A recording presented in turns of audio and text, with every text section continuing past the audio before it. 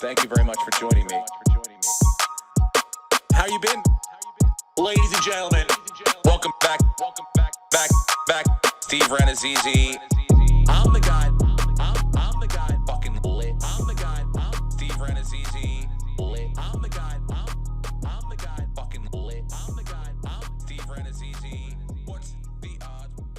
What's the odds? What's the odds? What's Ladies and gentlemen, it is What's the Odds? Steve Renazizi.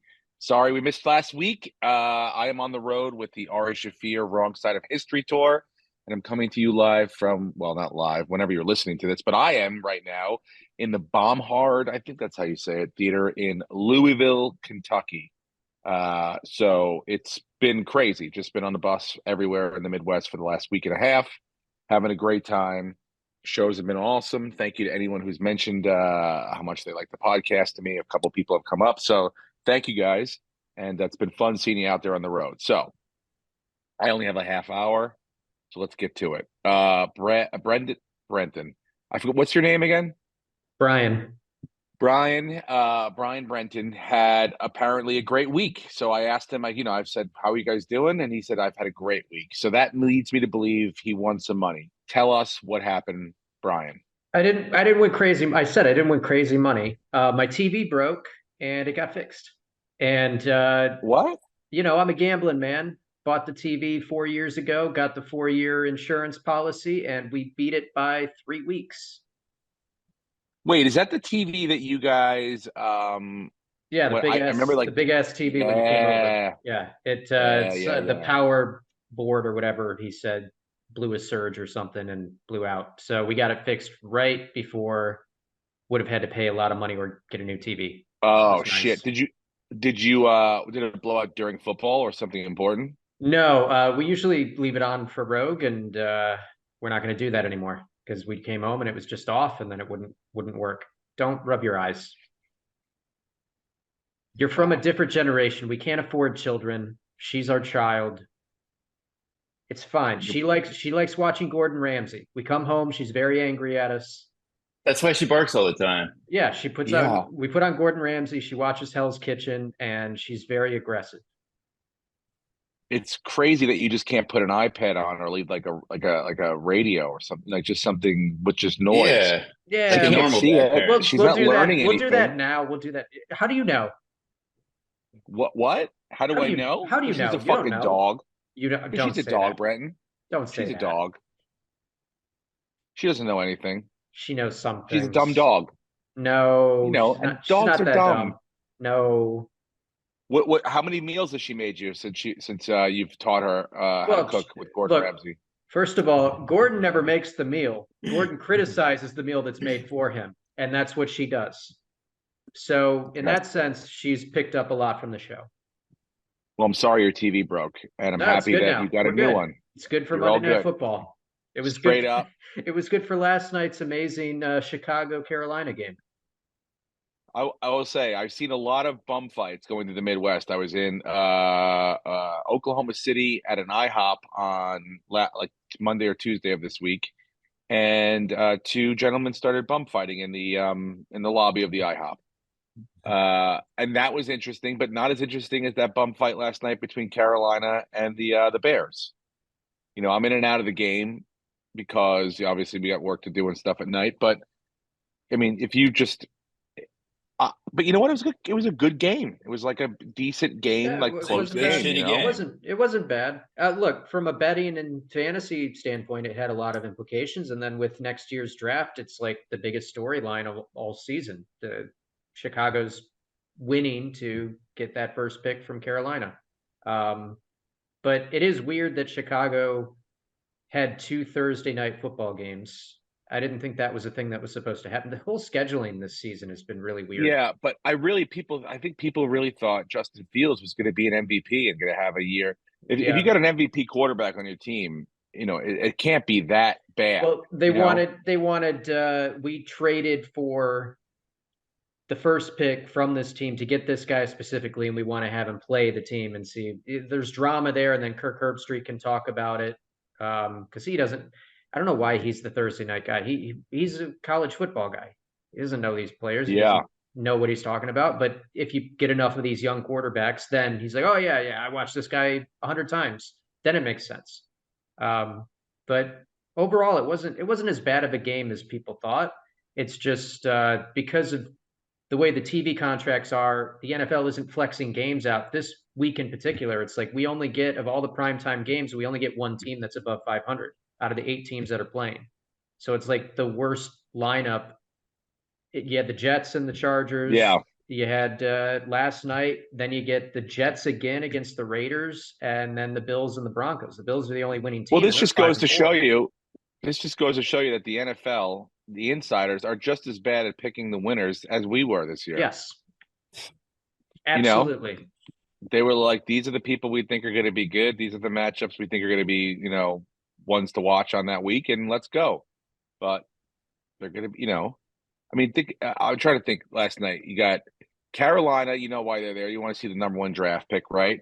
But I think they didn't assume it was going to be 2 bad teams. So you figure, well, it's got the number 1 draft pick, and Carolina maybe will be all right. But then you could have a team at 6-2, and the Bears leading that division now that Aaron Rodgers is gone, because Justin Fields is an MVP candidate. Which there were definitely a lot of people thought that. There were preseason rankings that had either Chicago contending for their division or Carolina with the new coach and a lot of pieces winning their division. So obviously they were wrong about all that. If Justin Fields had played last night, it probably would have been a little more exciting. Let's get to some real bad. Okay. Go ahead. Well, I'll say that the NFL can start flexing from week 12 on. And this is the first year where they can flex Monday and Thursday night games. Thank God. But the first 10 weeks are, I guess, let's say scripted. They already have their games picked out. And they obviously try to choose competitive games. You didn't want to throw stinkers up there. And that's how wrong they've been. I bet you, I don't know. Do they have flex, do they have teams penciled in right now for each week? Yeah. They do. Yeah. I would like to see how many they're going to change, because that's how many they got wrong. So it's going to be interesting to see. I think it's I'm sure if the Giants have any of these games in there, I'm sure they do. They will be flexed the fuck out of there, because that's bad football. I think it really depends, though, on which games are going to be flexed, because, Fox and CBS aren't going to want to lose games to NBC, and they're going to fight that because they're going to get more ratings on, if it's like a Kansas City Buffalo game, they're going to get more ratings on that than if you take that away to flex it out and give them the chance. Well, there are rules. I think each network can protect a game or some shit like that. Yeah, so it becomes that whole thing. It's again, it's not about the fans, it's about money. Yep. I'm happy.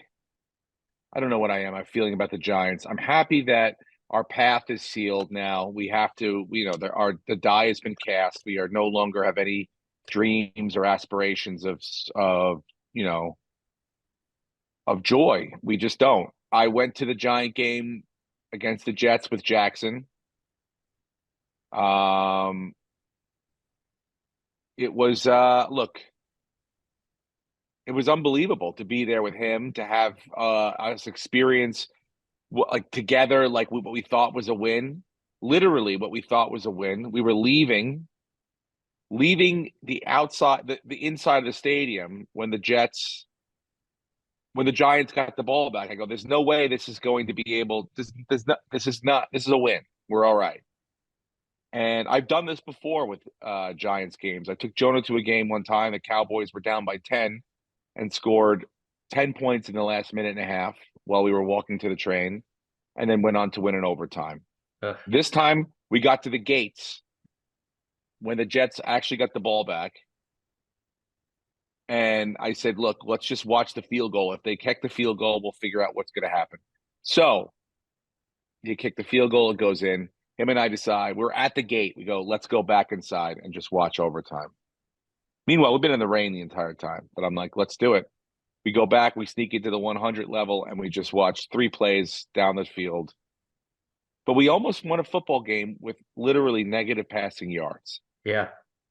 We should have won a football game. That was the only bummer about not recording last week, is we could have all bragged we had more passing yards than the Giants. It was ridiculous. It was really nuts. They need Matt Barkley to get elevated quickly, and they need to get him under center because DeVito's not it. Like, how is that guy? I get he's uber talented to make it as far as he's made it, but he looks like Yeah. he's never played the position before. Well, he's like a Jersey legend. So I think it's sort of like Invincible when they got, like when they made the kid, the Mark Wahlberg character made the fucking Eagles. I think that's like what's gone on here. But look, they're not going to throw the ball with Tommy DeVito back there. Well, no, because he's a first read guy and he gives his first read a quarter of a second and then takes off running. It's yeah. I mean, and then that game, which we should have won, and I was actually proud of us. Our defense played unbelievable. Mm-hmm. Kayvon Thibodeau finally was showing signs of being like the draft pick that we thought he was going to be. But it's you can't lean on the defense that many times and not expect something to. They got tired at the end, a couple breakdowns in coverage, the big pass interference call that put him, well within field goal range, and it was over after that. So I was like disappointed that we lost, but it was so funny because Jackson and I are having the conversation as we were leaving. We took the stairs down. So this is when we think the Giants are going to win, and I'm like, what a big win, dude. I'm like, because tomorrow, people are playing for their jobs today. Tomorrow, Saquon probably won't be traded. Leonard Williams won't be traded. These guys won't be traded. And then from that point to have it literally 180 within 15 minutes, and then all those things just started happening. No, they weren't traded anyway, so it's all good.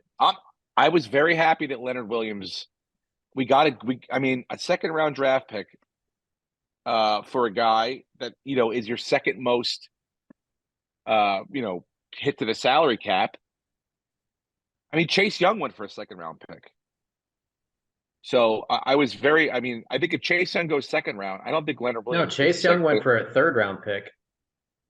Did he? Yeah. San Francisco got him, and they got him. What's the term that's used for the type of pick that they got him for? Because if he doesn't compensatory. Yeah, so if he leaves after the end of the year, then they get their third round pick back. They basically got him for free. Wow. Also, I think they got an extra third round pick because of like the diversity hiring. They had a coach become a coordinator or something like that. Yeah. Yeah, one of those like rules. Yeah. So it's a completely arbitrary pick. That being said, Chase hasn't really lived up to nearly the hype that what he was supposed to be. And I think he only has like 16 and a half sacks in 5 seasons. So maybe being across from Bosa, it revitalizes him and he has a lot of energy and he plays better, but he hasn't been good in Washington and he's been hurt a lot of it. Well, I'm just happy because I think we're going to have to package that pick and our probably third or fourth overall pick to try to move up to the Bears to get, or to the Carolina to get the 1 pick to go get Caleb Williams. I don't see Daniel Jones coming back. So what are you going to do with him though? I mean, that contract doesn't just go away. No, you don't rush him back, right? Yeah. He comes back if he's ready to go at the beginning of the year, then he's your starting quarterback and Caleb Williams is your backup. But if it's not ready to go, well, then welcome to the NFL, Caleb Williams. That's how it has to be. As a Giants fan, are you done with Daniel Jones? Or do you think there's been too many factors working against him with coaching changes, the offensive line beat up, literally no one to throw to? Dude, I'm not blaming it on him. I'm just saying this guy's got bad luck out of a job. Like you just suffered an injury that's going to be, you're gone for a year. So like really, I mean, we all knew when he signed a 4-year deal, it's not 4 years, it's 2 fucking years, 2 years guaranteed, this year and next year. So, this year obviously hasn't been great. Last year, you proved you can do it. This year has not been great, and you're going to miss half of next year. So what we were going to grade you on, you're missing 80% of the time, and the other 20% you didn't play very well. So you don't think they're going to go look for a quarterback? Yeah, I mean, you have to, but it's tough. I mean, that's an expensive contract to just sit on. Well, I mean, they're going to have to pay him one way or the other way next year, right? Mm-hmm. But I don't know. I mean, I think Caleb Williams is the guy people have been talking about since Trevor Lawrence, right? So if you have the opportunity to go get that, why not do that now when I mean, it's either now or next year. The only way this thing doesn't work out is if either he comes back and starts the season next year and they're like fucking fire Daniel Jones or the Giants. But then at least you have a good problem. That's a good problem to have. Yeah. I just wanted to get your read on are you one of the people that's like Daniel Jones was a bust and he has no talent? Okay. Absolutely. No. This kid was never given we much like the Bears with Justin Fields, and hopefully not with the way the Bryce Young thing's going, but it's not going great. We fucked him up. This is 100% on us, on the Giants. I mean, 100%. Dable was a calming factor, but it's just that you can't dodge bad coaching, bad management, bad game, bad offensive line, right? And you tiptoe through all that, and then you finally have a little bit of daylight ahead of you, and then you can't then just skip the injury bug. Like something's going to catch up with you, and that's what it is. It's like all those things are very hard obstacles to get through as a young quarterback in the NFL. Yeah. Chances are, if you're a high pick, you're on a shit team, dude. It doesn't help that you have Kenny Golladay and that contract, and then you go right into Darren Waller, who clearly, I mean, I don't know. It's probably happened before, but I don't remember hearing a player just say, "Yeah, I'm not playing." Like they're always like, I'm going to be good to go. I'm ready to go. Don't listen to the doctors. I'm not day-to-day. I'm good. And he's just like, nah, shut it down. Yeah, it's like disheartening. So, but at least like I was saying before, at least I know what direction we're headed in. Yeah. We're headed into a high draft pick, and let's see what we can get together and try to see if we can put a franchise quarterback. And you still have a very good coach who's very good with young raw talent, and you have a very good GM. So just cheer against I think them the rest everybody of the year. learned from this year. I think Dable's going to learn a lot from this year. Mm-hmm. I think obviously it's like every year you can't be the coach of the year your first year and have it all just continue to go on you might be the worst coach in football this year. You're up there. Well, Arthur Smith. Yeah, but his dad's a billionaire. Yeah, that's why he has the job and he shouldn't. But Arthur Smith is the worst coach, and it's not even close. Do you think Arthur Smith's dad has more money than the owner of the Falcon? Who the Falcons owner is that? No, the Falcons owner has to have more money. Let me check. It's Arthur Smith's dad's got like $5 billion, dude. Yeah, he founded FedEx. Net worth. He's so bad. 5.6. 5.6. Yeah. Arthur Smith. 5 point. It's gonna be close. It's so high it's not listed. It says 6 million. No, fuck. 6 million. Yeah, million. It's 6. That's not right. It can't be. That's probably a day. That's what it says. Yeah, exactly. His hourly rate. Yeah, why is he charging $1.50 for hot dogs if he's only got 6 million? How the hell is it that hard to find Arthur Smith's net worth? Well, you're looking at that, Brent. Why don't you cry me a river about your Buffalo Bills? How do you feel? Are you upset? Look, are you there?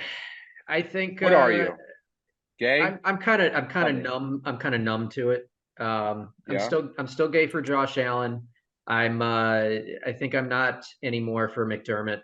I think he might be the problem, actually.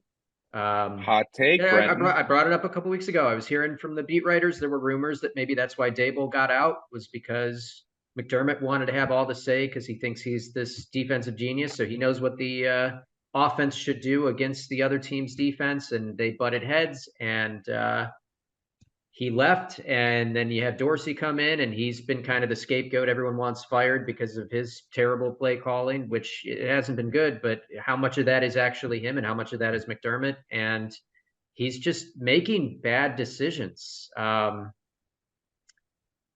don't know, man. It's the challenge call last week, the unnecessary challenge call where we lose the timeout.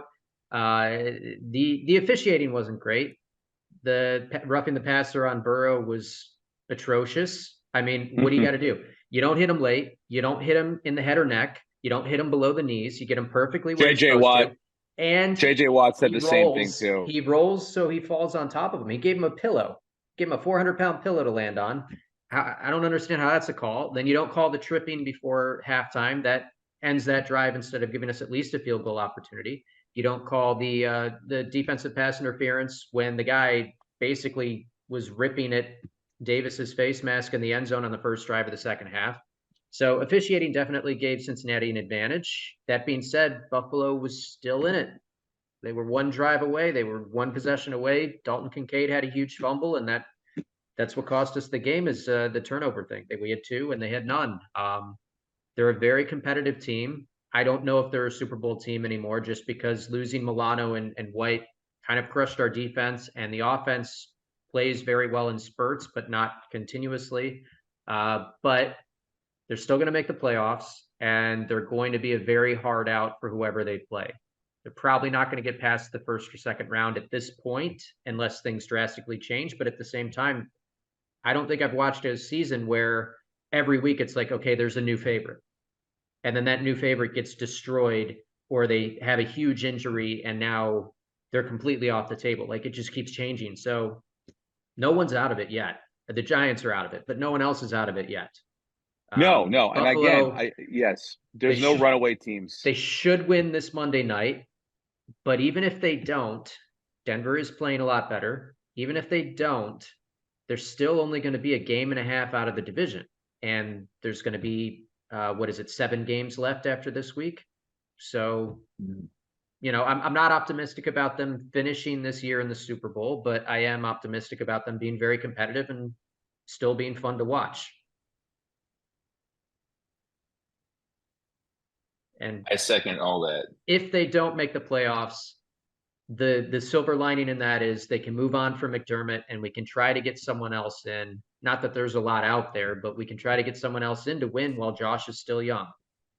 Wait, you really don't think they're going to make the playoffs?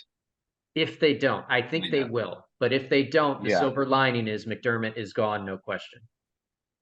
Yeah.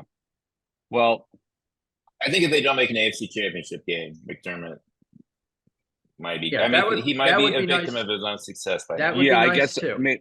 A playoff, and you know what? And here's like my pie in the sky dream. Okay, you ready for this? The Patriots want to fire Belichick. We get rid of McDermott and we go and we snatch up Belichick and bring in the greatest coach in the history of football, while Josh is still under 30 years old. I am all about that. Give me that guy who is the best and is a fucking winner. And look at the Patriots are not a good team, but they're still fucking in every game with no talent whatsoever. Imagine if he had talent again.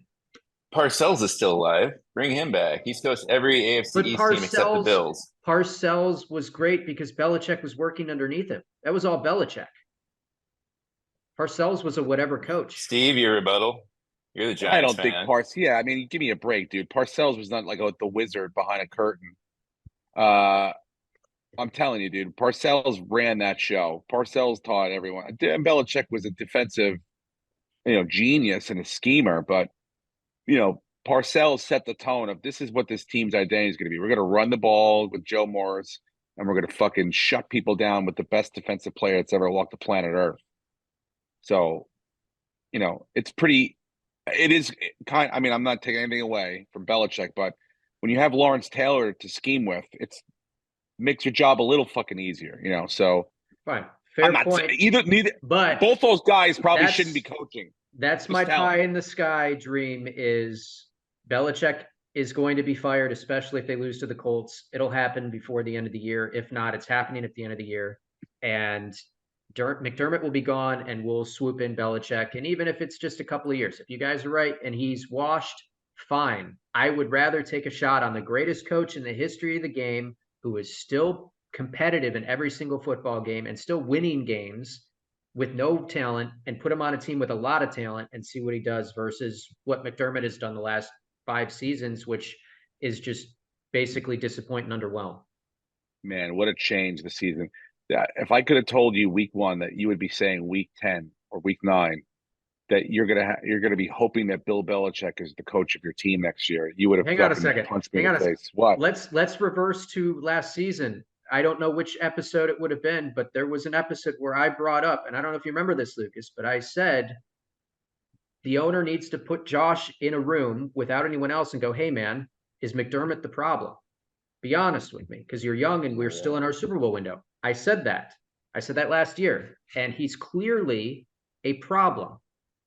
This team is underperforming. They should probably only have 2 losses, maybe 1. But you saw they had a players only meeting yesterday or today, right? Yeah. The running back, one of the running Murray. backs, Murray, had an offensive players meeting. So I think they're going to That's be never a fired good up. sign. It worked in Remember the Titans. So I think they're going to be fired up. I think they're going to win on Monday. They'll be 6-4. They'll be back in it. And we'll see. They're a playoff team. Okay. They're not one of the elite teams right now, but like I said, this year more than anything, that's changing literally every week. Miami was the greatest team in the history of football after week 3. And now It can't be a winning team.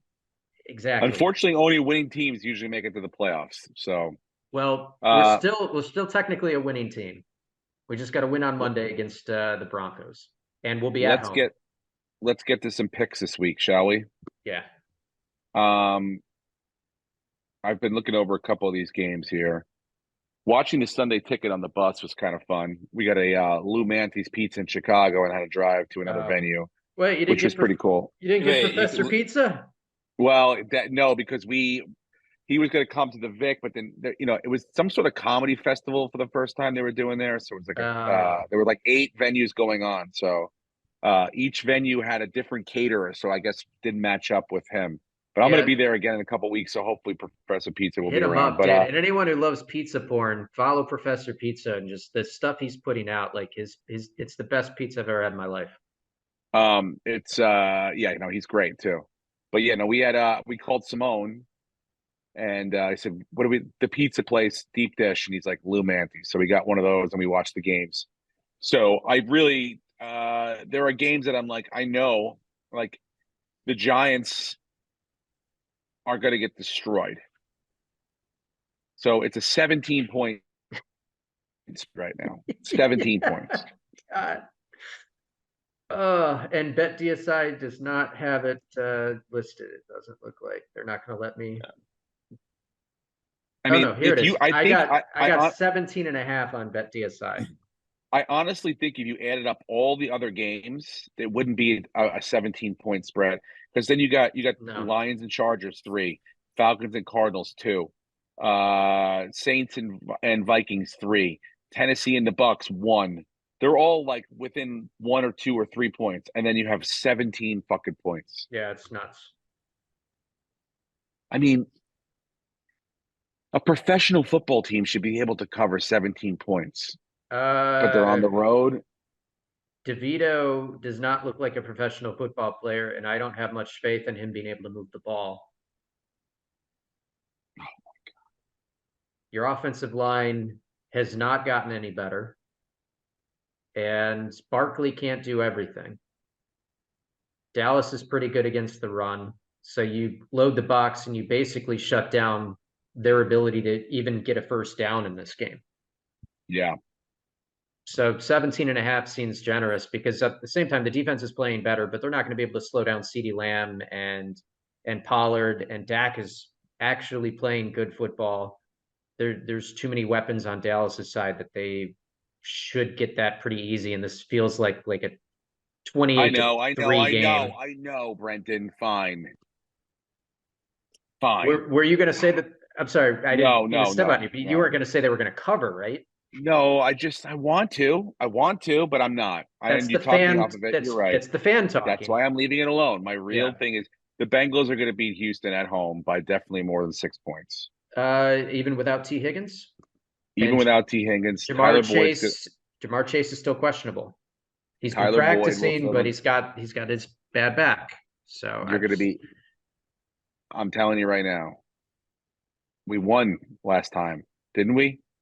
Didn't I tell you that We the got Bills? Remember, I talked you off that. Yeah, What? we technically Lucas's pick pushed, so they dropped that one off. So we got 2 right, and Okay. got But still, partial did we payout. get mine right? We got mine right, We right? got yours right. We got mine right. Lucas's was a And I push really had because to of a talk the two of you fucking into backdoor really. cover.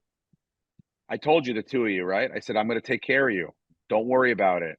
We're all going to win. You're going to get your win. I'm going to win. We're all going to win. Technically, my pick was better juice, so I gave us a little Doesn't bit more. matter. But yeah, Mine was you the were one right. you were fucking. Thank You you. were right, and I was also you. right. Lucas So trust me was again. neutral. Trust me again. The Bengals will take care of the 6-point spread at home. Well, I got to buy a half point because Joe Burrow is now. hates me. Joe Burrow's. Joe Burrow is Joe Burrow again. Joe Burrow looks good. Yeah. Moving around that pocket real nicely, tight little quarters. He'll find people left and right. The way Tom Brady used to make fucking lemonade out of lemons. He'll do the same thing. But I did pick up Tyler Boyd. Tyler Boyd? Wait. Yeah. Right? Yeah. It's a good pickup. For fantasy this week. Yep. Good pickup. And I'm going to run him instead of Braden Cooks as my flex. I got to win this week. I beat Jackson in our critical week. Thank you for the Gabe Davis pick. Remember we went back and forth, Gabe Davis? Huge week for him. I lost last week because I'm on buy hell. Everyone's on a buy. This week I'm going to buy. The fucking 49ers are on a buy. The Chiefs are on a buy. And the Miami Dolphins are on a buy. I'm like, I'm getting killed here. Yeah. Well, no, the 49ers are not. They were on a buy last week. But Deebo Samuel's hurt. Debo's good to go. No, he's good. He's practicing. He's he play. is? Yeah, he's going to play. Well, that's awesome. Yes. Sweet. So yeah, that's my pick. What's you guys? Who are you guys looking at? Go ahead, Lucas. I'm fairly certain the Seahawks cover against Washington. I have it at 6.5. I got it at 6. I got it at 6 on BetDSI. Even better. I think the Seahawks were embarrassed last week. They're at home this week. They'll be fine. The Commanders, Sam Howell can't stay upright. I think he's sacked like 11 times more than the second most quarterback right now. Yeah, and then dude. the Seahawks just make. And he also throws picks left and right. Yeah. Yeah, the Seahawks, I assume Leonard Williams will be playing for them.